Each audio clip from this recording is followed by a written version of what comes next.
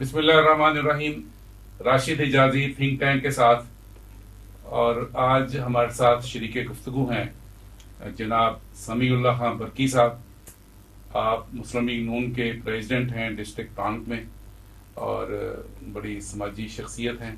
Welcome to my show बरकी साहब। और उनके साथ तशरीफ रखते हैं राजा मोहम्मद उमर साहब, तजियाकार हैं, एनालिस्ट हैं। राय साहब, welcome to my show. Thank you. और सदर आज़ाद कश्मीर के साबिक एडवाइज़र जनाब सरदार तनवीर सरवर साहब भी आज हमारे साथ शरीके गुफ्तगू हुए। सरदार साहब, welcome to my show. Thank you. नाज़रीन, बड़ा मुतनव्वो किस्म का पैनल है, खूबसूरत शख्सियात बैठी हैं और मेरी ख्वाहिश भी है और कोशिश भी होगी कि बातें भी खूबसूरत हों। समीउल्लाह बरकी साहब, मैं आपसे भी प्रोग्राम का आगाज़ करता हूँ। आप ये बताएं कि आपकी हुकूमत, आपकी पार्टी साबका हुक्मरान पार्टी है, तवील अरसा हुकूमत की, और आजकल आप अपोजिशन का जायका चख रहे हैं। कैसा लग रहा है अपोजिशन की सियासत करते हुए? ऐसा बात यह है, अल्हम्दुलिल्लाह पाकिस्तान मुस्लिम लीग नून ने अपोजिशन का किरदार पहले भी अदा किया है, और पाकिस्तान मुस्लिम लीग नून ने तो बदतरीन से बदतरीन वक़्त में भी, मतलब जब मुशर्रफ का दौर था तो उस वक़्त को भी हम लोगों ने अल्हम्दुलिल्लाह मतलब पूरा भरपूर अपना पार्टी का मौक़िफ़ और अपनी पार्टी के उसको मतलब कहीं पे अपने बयानिए को मतलब कमज़ोर होने नहीं दिया। मतलब जब लोग कहते थे कि ये पार्टी कभी आएगी नहीं, ये कभी दोबारा इक़्तिदार में आ ही नहीं सकते, तो अल्हम्दुलिल्लाह वही पार्टी दोबारा आई और इस मुल्क की बागडोर संभाली और तारीख़ी दौर गुजारा। अगर 2013 से 2018 तक का टीवीओ को आप देख लें तो अल्हम्दुलिल्लाह पाकिस्तान की तारीख़ में इस तरह सुनहरा दौर मतलब अगर आया है तो उस सुनहरे दौर में ये दौर भी याद किया जाएगा। वो तो बात आपकी हुक्मरानी की तो जाहिर है, वो एक नशा ही अलग होता है और वो ख्वाब भूलते भी नहीं है। अभी आप अपोजिशन के दौर से गुजर रहे हैं और अपोजिशन में ख़ास तौर पर मुस्लिम लीग नून की कोई, आपने बयानी की बात की थी, तो बयानी मुख्तलिफ इसकी लहरें नज़र आ रही हैं। कभी मियाँ नवाज शरीफ साहब का बयानिया बड़े धूम धड़के से चलता है, कभी इसमें खामोशी आ जाती है, फिर मियाँ शहबाज शरीफ साहब सरगर्म अमल हो जाते हैं जिसमें सियासत की कुछ और लहरें मौजूद हो जाती हैं। फिर निचली सतह पर आएँ तो महसूस ही होता है कि मोहतरमा मरीम नवाज और हमजा शहबाज की सियासत के अंदाज भी ज़रा एक दूसरे से मुख्तलिफ है। मैं मुखालिफ नहीं कह रहा, थोड़े से मुख्तलिफ अंदाज से चलते हैं, तो कभी तहर्रुक पैदा हो जाता है, फालियत होती है, और कभी मध्यम हो जाता है, ठंडक ठंड का महसूस होती है। तो आप क्या मतलब महसूस करते हैं कि सियासत मुस्लिम लीग नून की सियासत और अपोजिशन पार्टी इतनी इसमें यकसुई और यकजाई नजर क्यों नहीं आती? देखिए, बयानिया तो एक ही है, मियाँ मोहम्मद नवाज शरीफ का बयानिया है, चाहे वो मेरे मरीम नवाज की ज़बान में है या तो फाकाना बासी की ज़बान में है, चाहे वो शहबाज शरीफ साहब की ज़बान में है। एक ही बयानिया है और उसी बयानिया को लेके जा रहा है। दूसरी बात उसमें पोजीशन ये है कि मौजूदा जिस तरह के हालात या जिस तरह के वाक़यात में पिछले अगर हम ये 2 साल से मौजूदा हुकूमत की जो नाअहलियाँ हैं, मतलब वो उस दिन जिस तरह की बात होती थी कि हम खामोश होके भी मतलब उनको एक्सपोज कर रहे हैं, क्योंकि हवाम मतलब वो एक झूठ के पलंदे से ये हुकूमत बनी थी, एक झूठ अवाम को गुमराह करके मतलब एक इन लोगों ने हुकूमत ली थी, और एक जिसको कहते हैं कि मतलब एक हुकूमत ली क्या थी, मतलब एक कब्जा किया था। वो किसके कहने पे किया था, कैसे हुआ था, वो एक लंबी दास्तान आपको मुझसे ज़्यादा बेहतर पता है।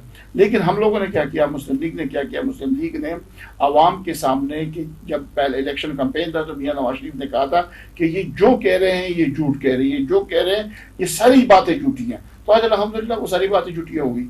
जो इन लोगों ने एक बयानिया किया था या जो ये लोग मतलब एक अपना जो एजेंडा कह रहे थे कि हम आएंगे तो शहद और दूध की नहरें होंगी, हम आएंगे तो जनाब यहाँ पे पता नहीं क्या क्या होगा, तो आज वो सामने है, सब आवाम के सामने है। तो अभी हम देख रहे हैं, आवाम ने फैसला करना है। आप देख रहे हैं, अभी देख रहे हैं। तो आप राजा साहब क्या अपोजिशन की बड़ी मतलब सबसे बड़ी जमात मुस्लिम लीग नून अभी देख रही है, तो सवाल मेरा ये था कि आप में तहर्रुक और फालियत वो नजर नहीं आ रही थी। उन्होंने कहा जवाब भी हम देख रहे हैं, तो ये देखने का अमल बतौर तजिया कर आप क्या समझते हैं कब तक जारी रहेगा? और अपोजिशन में कोई फालियत का रंग देख रहे हैं आप मुस्तकबिल करीब? देखिए जी, असल मामला कुछ ऐसा है कि पहले मैं ज़रा हुकूमत की तरफ बात करूँगा कि हुकूमत वक्त ने आने से पहले जो भी वादे किए थे उसमें से एक वादा भी पूरा नहीं हो सका। और अच्छा, आप बतौर तजिया नगार बैठे हैं, जो सवाल होता है ना, आपने उसका तजिया करना होता है। जी जी तो सवाल मैंने जो आपकी तरफ शिफ्ट किया था जी ना, जी उसमें तरफ गौर फरमाया ना, तो बात तो ये फिर पीछे चली गई ना, जो ठीक। उन्होंने बात की थी। मैंने ये कहा था, अर्ज किया था बतौर तजिया नगार आपसे ये पूछना चाहा था, और मैं दोबारा रिपीट करता हूँ इनकी गुफ्तगू की रोशनी में, कि ये बातें सब उन्होंने कर दी हुकूमत की। अब इन्होंने अपोजिशन के किरदार की फालियत की बात थी, तो इन्होंने ये फरमाया कि अभी हम देख रहे हैं। तो बतौर तजिया नगार आप ये मुझे बताएं अपने हमारे नाज़रीन को कि ये अपोजिशन का सिर्फ देखने का अमल कब तक जारी रहेगा, फालियत और तहर्रुक कोई देख रहे हैं पैदा होने? जी बिल्कुल मैं देख रहा हूँ। और जिस तरह अभी ईद से बाद एपीसी बुलाई है ओपोजिशन ने, तो कुछ टाइम में ये है कि इसका जो नज़र यही आ रहा है कि बेहतर जो है ना इसका जो है ना नतीजा निकलेगा, ताकि जो है ना आगे मतलब इससे जो भी मामला है उसको लेके चल सके। जी, अपना सरदार तनवीर सरवर साहब, एक गुफ्तगू इस पॉइंट पर पहुंची है कि जो एपीसी अपोजिशन की है मुजवदा, उसके नतीजे में कुछ सियासी तहर्रुक आएगा। तो पहले आप ये बताएं को आपकी नज़र में कुछ सियासी तौर पर ये एपीसी कुछ हलचल मचाती नजर आ रही है, या जो बज़ाहिर अभी ये है कि ठंडा ठंडा से सूरत हाल चल रही है, फजलुर रहमान साहब अपनी जगह शिकवा खुना है कि हमारी बात सुनी भी नहीं जाती, ये पार्टी अमल भी नहीं करती, उसको देखती भी नहीं है, बल्कि आपस में मुकमुका कर देती हैं, चुपके से हुकूमत की हिमायत में बिल पास कर देती हैं। ये कहना है जनाब मौलाना फजलुर रहमान साहब का।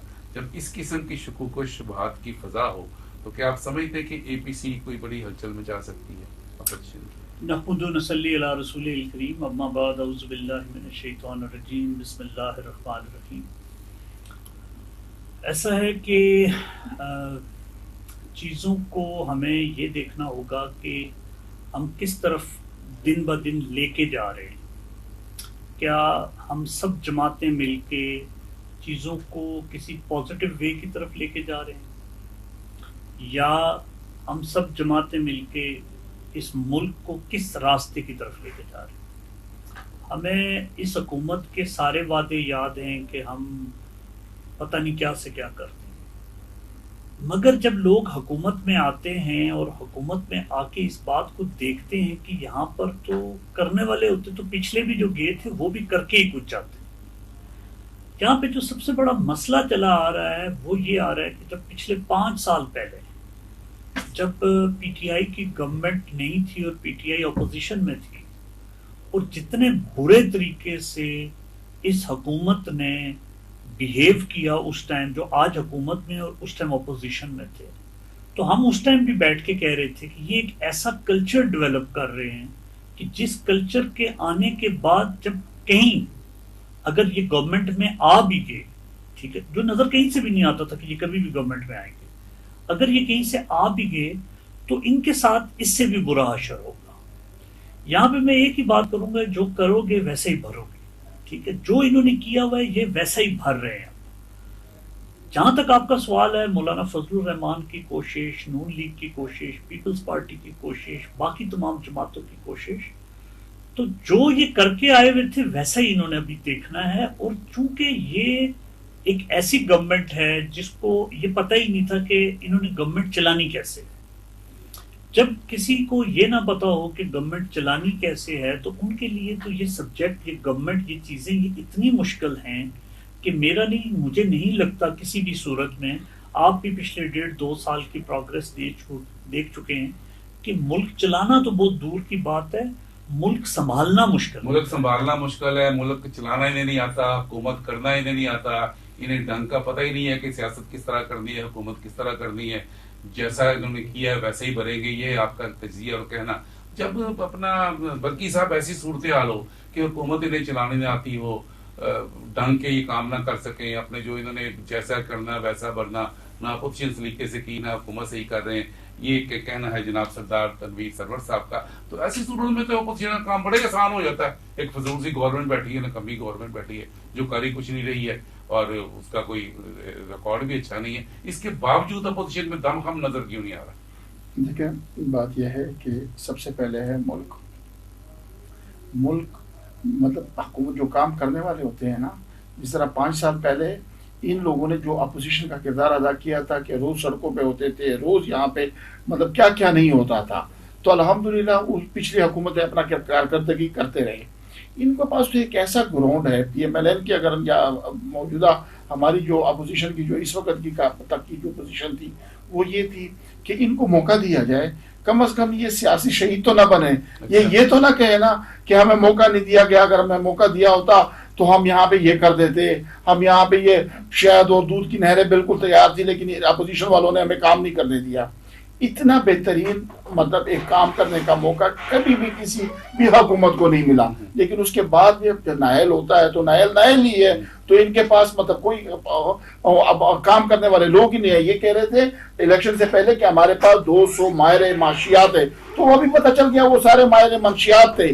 वो माशियात वाला कोई सीन था ही नहीं, वो मंशियात थे वो सारे। तो वो अभी अवाम को जरा सही पता चले, हम तो इसलिए खामोशी हम कह रहे हैं जरा इनको पता चले, अवाम को जरा सही पता चल जाएगा, फिर पता चल फैसला कर देंगे कि सही कौन था गलत कौन था। जी ठीक है। अब मैं बतौर तजिया निगार राजा साहब आपसे पूछता हूँ, ये जो बातें आपने सुनी है हमारे पैनलिस्टों की, इसमें एक बुनियाद आई है अपोजिशन की APC की, और दूसरी तरफ अपना बरकी साहब ने ये कहा कि हम इसे सियासी शहीद नहीं बनाना चाहते, ये भी एक नुक्ता नजर है। तो जब सियासी शहीद नहीं बनाना तो फिर जो APC जो बना रही है अपोजिशन, तो ये फिर हुकूमत को कोई चैलेंज दे सकेगी? जी बिल्कुल, मेरे ख्याल में ये जो है ना इसका जो है ना चैलेंज हुकूमत को, क्योंकि टाइम तो हुकूमत को दिया है अपोजिशन ने कि ये कुछ कर सके। तो ये क्योंकि अब आपको पता है जहाँ तक APC की बात है उसमें मौलाना फजल रहमान साहब की अपनी कुछ चीज़ें हैं, दूसरी जमात की, तो इनको ज़रा सा इकट्ठा करके जब इस अपोजिशन का एक बुनियाद ज़रा मजबूत होगी तो मेरा ख्याल है कि गवर्नमेंट को जो है ना चैलेंज से गुजरना पड़ेगा इससे, और इनके लिए ज़रा मुश्किल हो जाएगा। क्योंकि इनकी जहाँ तक आ गई जो मतलब अभी रिसेंटली वो जो आपने बयान भी सुना होगा हाई कोर्ट इस्लामाबाद का, कि उन्होंने बता दिया कि भी जो कुछ है इस ये गवर्नमेंट अशरफियों के लिए है, अवाम के लिए कुछ नहीं है। तो मेरे ख्याल में मैं इस जो एक इनको यही चाहिए कि अवाम को रिलीफ दें जो हुकूमत में काम आपने जो नुकता बयान किया इस्लामाबाद हाई कोर्ट ने ये नहीं कहा कि ये हुकूमत, तो इसी पे हम बात कर लेते हैं हुकूमत की। उन्होंने कहा रियासत स्टेट के पास जो कुछ है वो इशराफिये के लिए, अवाम के लिए, तो उसमें ये जरा वजाहत जरूरी है कि इस हुकूमत की बात नहीं है, ओवरऑल जिक्र किया इस सिस्टम का जो स्टेट के तहत चल रहा है। तो इसी बात को मैं आगे कर लेता हूँ, डिस्कशन के लिए सामने रख लेता हूँ।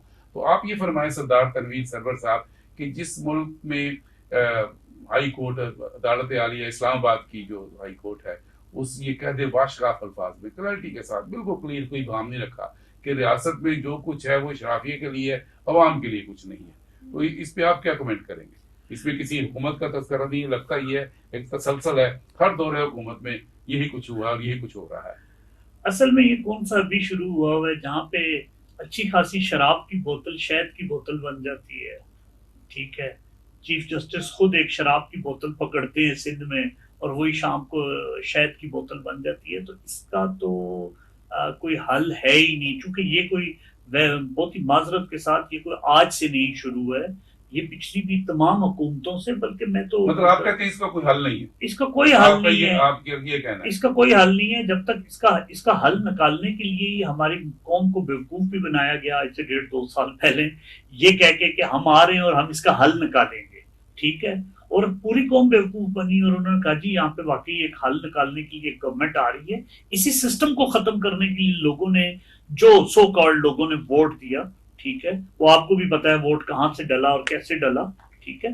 बट कहने का मकसद ये है कि चलें एक सिस्टम बनाने के लिए कोई आगे, सब लोग चुप हो गए, मुख्तलिफ जमातों के लोग, जैसे कि आपने जिक्र किया सारी जमातें आज इकट्ठी हैं, बट ये कोई 2-4-6 महीने चुप भी रहेंगे, शायद कहीं लोगों का या अवाम का भला होने वाला है, तो चले हम चुप होके बैठ जाते हैं, देखते हैं। वो अवाम का भला करते करते उन्होंने तो अवाम का वो बेड़ा गर्क कर दिया, वो महंगाई कर दी, ऐसी महंगाई कर दी कि एक नॉर्मल आदमी, एक आम आदमी अब बिल्कुल मरने के ऊपर आ गया, मजदूर तो बिल्कुल पिस के रह गया। तो ये चीजें इसीलिए हाई कोर्ट या हमारी जो भी कोर्ट्स हैं वो ये इन फैसलों के ऊपर आ रही हैं कि ये सिस्टम सारे का सारा बना ही अशराफिया के लिए था। क्या इस सिस्टम को अब आप सवाल तो ये पैदा होता है क्या इस सिस्टम को बदलने की जरूरत है, और अगर आया इस सिस्टम को बदलने की जरूरत है तो इस सिस्टम को कौन बदलेगा? आपके पास कोई इस चीज का जवाब है कि इस सिस्टम को कोई बदलेगा? क्योंकि बदलने वाले खुद इसी सिस्टम के हक में हैं। जो हमारे मुल्क में सिस्टम लेके आने वाले लोग हैं वो रात को सोते नहीं है, वो रात को उस टाइम बैठ के सिस्टम बना रहे होते हैं जिस टाइम हम जैसे शरीफ लोग आराम से अपने घरों में सो रहे होते हैं, और वो उस टाइम हमारे मुल्क का ये बदतरीन किस्म का सिस्टम बना रहे होते हैं जिसके तहत हमारे अगले 5 साल भी हम खराब होते हैं। हमारे इस सिस्टम को ठीक करने के लिए हमारे सिर्फ और सिर्फ हमारे सियासतदान आज तक सिर्फ दावे कर सके हैं, आज तक सिर्फ हमारी इस अवाम को बेवकूफ बना सके हैं। आज भी हमारी अवाम, भोली अवाम इसी बात पे आई कि शायद ये जो गवर्नमेंट आएगी ये शायद एक वाकई ऐसी तब्दीली लाएगी कि जिस तब्दीली के आने से ये अशराफिया सिस्टम खत्म हो जाएगा, लोगों को उनका हक मिलेगा, लोगों को उनकी हर चीज दहलीज पे मिलेगी। बाकी तो जो इन्होंने दावे किए हैं मैं उन दावों की तरफ तो जाता ही नहीं, क्योंकि वो एक झूठ का ढकोसला था, हम बात को ज्यादा रिपीटेशन किए जा रहे हैं। आप बात जो आप बड़ी अच्छी तरीके से आप बात कर रहे थे, ये फिर दोबारा पहले वाली बात आप ले आए। मसला ये जो जिस बात को आप ही ने उठाया, इन्होंने उठाया, बात बढ़ाई और बड़े अच्छे सिस्टम में ले आए। और सिस्टम जाहिर है किसी एक जमात का बनाया हुआ नहीं है। मैंने पहले ही अर्ज कर रहा है कि जो हाई कोर्ट का फैसला है किसी एक जमात के लिए, किसी एक हुकूमत के लिए नहीं है। इसलिए आप उस एंगल की बात करें जिस तनाजुर में बात कही गई है, उसमें किसी भी एक पार्टी को, खाओ मुस्लिम यून हो, साबका हुकूमत पार्टी हो, मौजूदा पार्टी हो पीटीआई, या उससे भी पहले पाकिस्तान पीपल्स पार्टी जो आज भी सूबा सिंध में बरसर इक़्तिदार है, किसी पार्टी का नाम लेकर नहीं कहा गया। उसमें स्टेट का, और आपने बड़ा अच्छा उसको सिस्टम की तरफ ले गए थे, फिर आप पार्टी की तरफ आ गए। इस तरह ही भाम पैदा होते हैं। तो जब आप सिस्टम की बात होती है फिर सबका फर्ज बन जाता है, अपोजिशन पार्टियों का बल्कि ज्यादा बन जाता है, क्योंकि वो तनकीद के एंड पर होती है। और ये कहना बिल्कुल सही है इनका कि किस तरीके से आए और क्या वादे लेकर आए और किस तरह पूरे हुए नहीं हुए, वो इसी सिस्टम के अंदर वो क्या समझते हैं।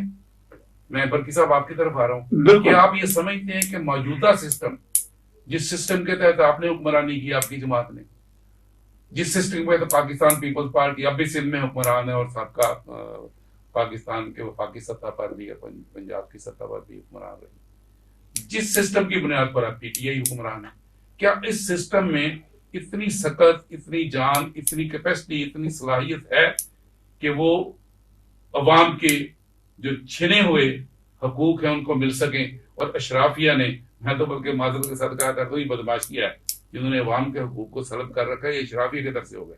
ये तो अवाम के साथ बदमाशी है कि अवाम को हकूक मिलते ही नहीं है। तो क्या इस सिस्टम में ये कैपेसिटी है कि अवाम को उनके हकूक मिल सके और अशराफिया रियासत के तमाम वसाइल को खुद ही ना हड़प करती रहे, जिसका इशारा दिया है इस्लामाबाद हाई कोर्ट ने।